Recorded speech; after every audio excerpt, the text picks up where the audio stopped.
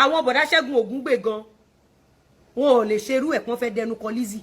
àwọn bọ̀dá Ṣẹ́gun Ògúngbè wọ́n máa ń lọ everybody máa ń lọ wọ́n mọ̀ pé Lizzy kàn ń díbọ́ fún àwọn níbóyè ń kọ́ṣẹ́ tíátà wọ́n mọ̀ pé ìyá gbangba wọ́n mọ̀ palayé bamba ọ̀dẹ̀ ní mọ́tò tí máa ń gbé wá ó lè jẹ́ ti ẹ̀rọ mi sí nígbà yẹn o ṣùgbọ́n ọ̀gá ni ẹni tó bá gbérú ẹ̀wà ọ̀gá ni ẹ lọ béèrè nídìí ó film industry mi ò jẹ kókó industry o kéèsì ti tẹ̀bọ̀ dẹ́ ń ṣe tí mákẹ́tà ò bá dó wa kan lè lo fún ẹ pé fúnra ara mi ni mo fi owó ara mi ni mo fi ń ṣe àwọn fíìmù mi ẹ lọ sábẹ́kúta mo wà ṣọ́ọ̀pẹ́ yìí oní tíátà ẹ pọ̀ tẹ́ ń wò mí àbí ẹni tẹ́sábọ̀dù purọ́ mọ́ yìí sí pé ó ń bá èmi àti sísítà wa tó ń dárúkọ ẹ̀ pé ó ń bá sùn gbogbo yín lábẹ́kúta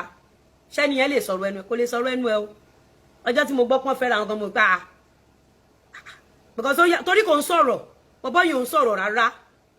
bọ̀bọ́ yìí tó tíjà bá wà ń bẹ̀ ká parí ẹ̀ àbí ẹ gbọ́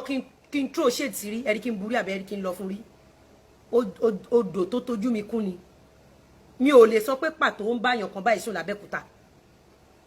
and gbogbo rúmọ̀ tó ń gbé lá recently ìgbéyàwó wọn ṣe gbá ìgbéyàwó wọn ṣàwò bí ìgbéyàwó èèyàn kan bá dàrú ìyẹn ò wádìí owó sí inú àkáǹtì tèmi mi ní interest nínú gbogbo jágbajàgba yẹn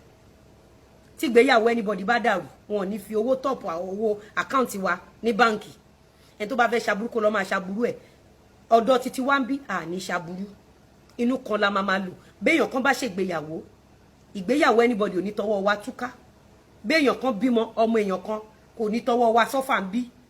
tó o bá wá fún wa ló máa jẹ̀yà tó o bá ti wá fún wa dó sórí ọwọ́ ara ẹ̀ gbogbo wa tó bá wù fún wa wàá máa jẹ́ nílọ́po lọ́po àfi tó o bá rìn lórí ilẹ̀.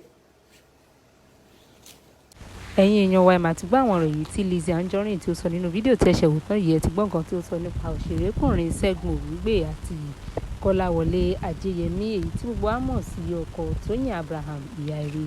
ẹ̀yin èèyàn wa ẹ ti gbọ́ àwọn ọ̀rọ̀ yìí tí Lizzy Anjorin tó sọ nípa àwọn arákùnrin wọ̀nyí látàrí ẹ̀sùn tí wọ́n fi kàn wípé níṣe ni ó fẹ́ẹ́ fẹ́ ọkọ Tóyìn Abraham tí gbogbo wa mọ̀ sí Kọ́láwọlé Ajéyẹmí o. ẹ disregard gbogbo information ẹ má gbàgbé wípé